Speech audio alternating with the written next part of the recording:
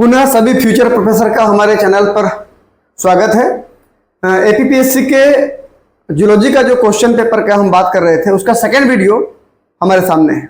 ठीक है, आप देख सकते हैं बोर्ड पे क्वेश्चन नंबर 26 क्या बोल रहा है कि hirudin is present in saliva of house fly, leech, fruit fly, या अगला ऑप्शन क्या बोल रहा है, चौथा ऑप्शन ए एंड सी दोनों में, कि हीरोडिन जो होता है किसके सलाइवा में पाया जाता है। ठीक, ऑप्शन देख के आप उत्तर जरूर दीजिएगा। Question number 27, which match is correct, इनमें से कौन सा मैच सही है?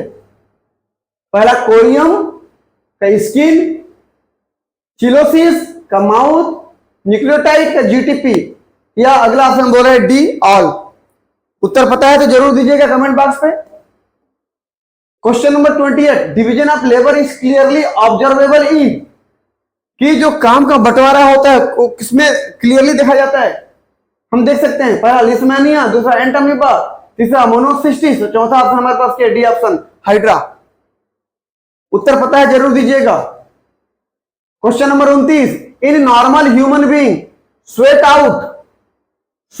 Output increase per hour with each degree rise in temperature by about, क्या बोल रहा है कि नॉर्मल ह्यूमन बीइंग में जब 1-1 डिग्री सेल्सियस तापमान बढ़ते जाएगा तो पसीने के बाहर निकलने की स्पीड क्या होगी, उसकी रेट क्या होगी? 50 ml मिलीलीटर पहला ऑप्शन था, दूसरा 20 मिलीलीटर, तीसरा 30 मिलीलीटर, चौथा 40 मिलीलीटर। उत्तर पता है तो जरूर दीजिएगा। अगला क्वेश्चन नंबर 30 क्या बोल रहा है, on recommendation of IWBL when was project tiger launch and with how many result, क्या बोल रहा है IWBL के रिक्वेस्ट पर जो टाइगर का प्रोजेक्ट लॉन्च किया गया उस समय उस सन क्या था और कितना प्रोजेक्ट टाइगर उस समय कितने से खोला गया, कितना प्रोजेक्ट टाइगर के लिए प्रोजेक्ट ओपन किए गए और कौन से सन में किए गए? देख लीजिए पहला ऑप्शन 1 अप्रैल 1972 में 7 टाइगर रिजर्व खोले गए, या 1 अप्रैल 1973 में 9 टाइगर रिजर्व खोले गए, और अगला ऑप्शन है 1 अप्रैल 1972 में 9 टाइगर रिजर्व खोले गए, या 1 अप्रैल 1974 में 11 टाइगर रिजर्व खोले गए। यदि आपको आंसर पता है तो जरूर दीजिएगा आंसर। क्वेश्चन नंबर 31 क्या बोल रहे हैं, देखिए which of the following genus of protozoan causes pebrine disease in silkworm, silkworm में पेब्राइन डिजीज किसकी वजह से होता है बोल रहा है? पहला है नोजेमा, दूसरा आर्सेल्ला, तीसरा डिस्कॉर्बिस, चौथा ओपेलिना। ठीक, क्वेश्चन नंबर 32 क्या बोल रहा है, हाइपोपैराथायरॉयडिज्म कॉजेज, कि हाइपोपैराथायरॉयडिज्म किसकी वजह से होता है? पहला नहीं, हाइपोपैराथायरॉयडिज्म की वजह से क्या होती है भाई, क्या परेशानी होती है, क्या दिक्कत होती है? पहला ऑस्टियाइटिस, दूसरा एडिमा, तीसरा टिटेनी, और चौथा टाइप 1 डायबिटीज। अगर उत्तर पता है तो जरूर दीजिएगा। Question number 33, exchange of chromosomal part between non sister chromatid of homologous pair occur in one of the following stages of meiotic division।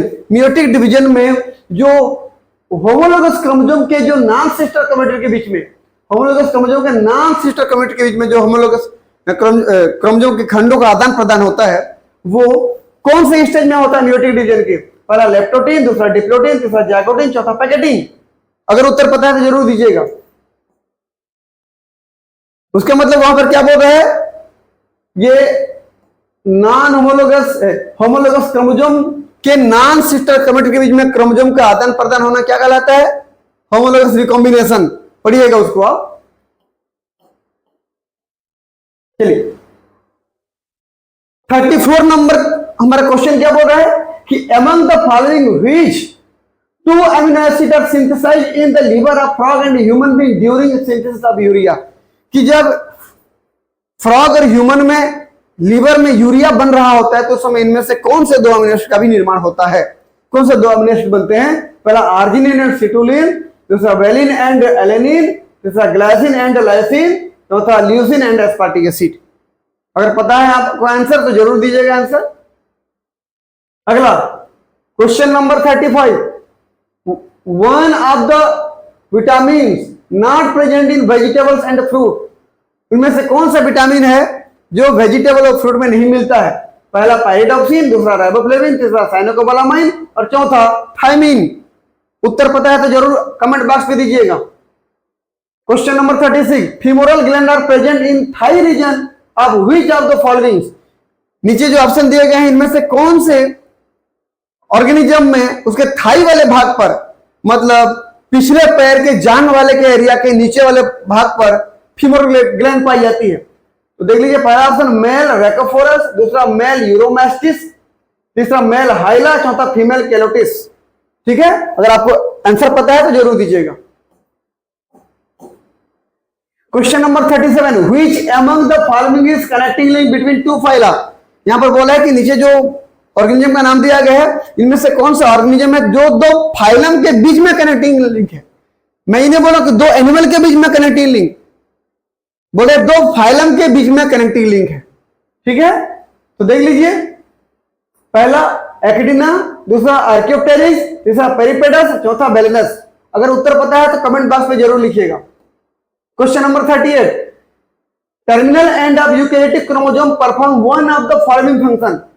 कि यूकैरियोटिक क्रोमोसोम का जो आखिरी हिस्सा होता है टर्मिनल एंड, वो किस प्रकार का फंक्शन शो करता है।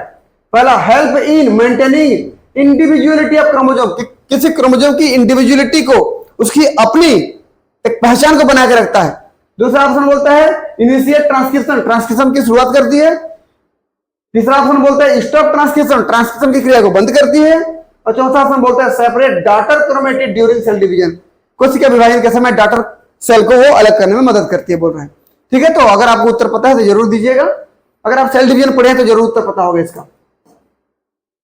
Presence of one of the following increase the stability of ecosystem. इनमें से कौन है जो इकोसिस्टम की स्टेबिलिटी को इंक्रीज करता है, बढ़ाता है।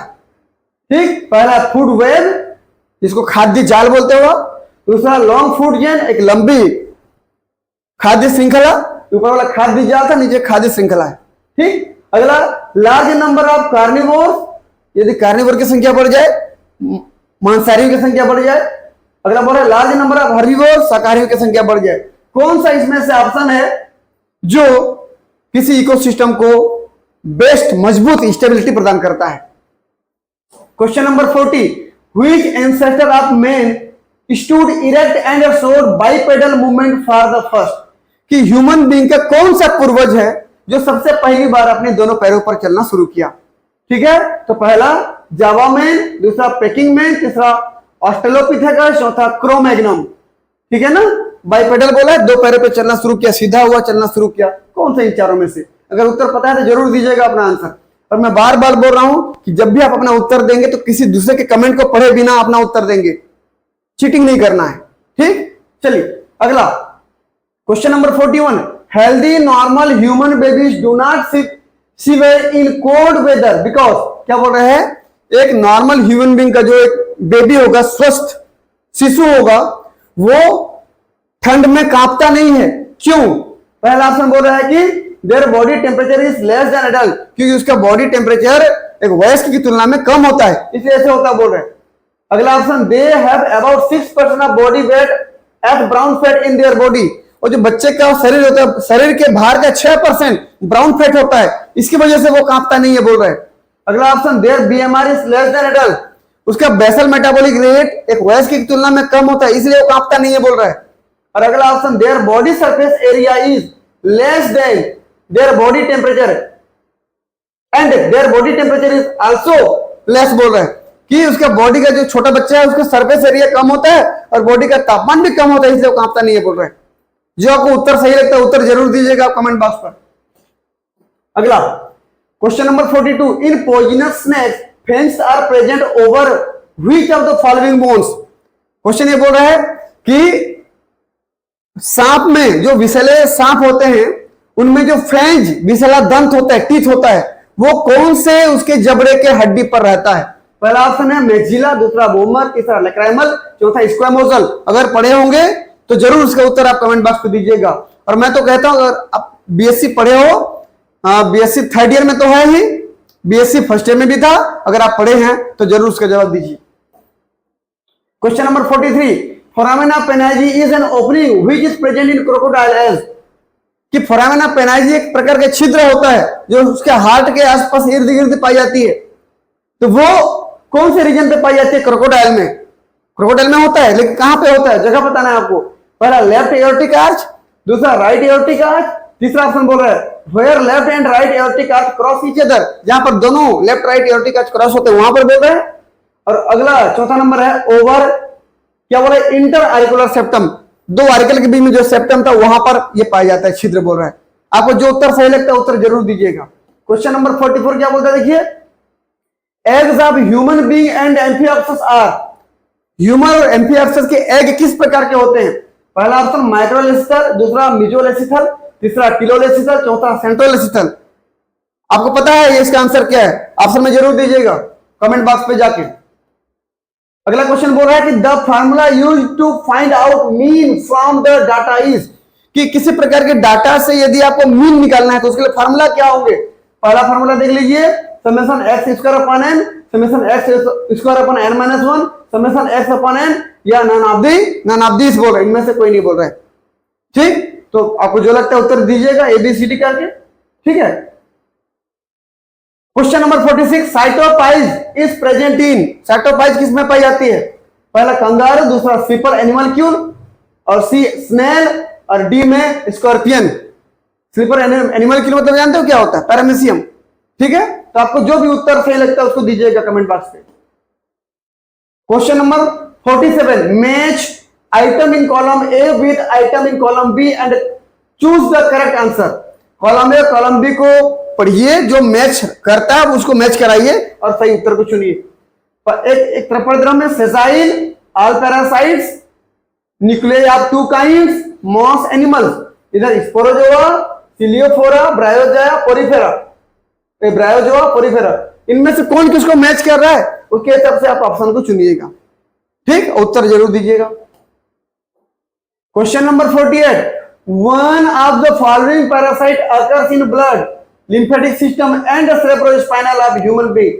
ह्यूमन बीइंग में इनमें से कौन सा पैरासाइट है जो कि उसके ब्लड में भी पाई जाती है, लिम्फेटिक सिस्टम में भी पाई जाती है, और सेरेब्रोस्पाइनल फ्लूइड यानी कि ब्रेन और स्पाइनल कार्ड में भी पाई जाती है। तो पहला ऑप्शन है प्लाज्मोडियम वाइवेक्स, दूसरा हमारा जो ऑप्शन है प्लाज्मोडियम फैल्सिपेरम, तीसरा है ट्रिपेनोसोमा गैम्बियंस, और चौथा है प्लाज्मोडियम ओवेल, ठीक।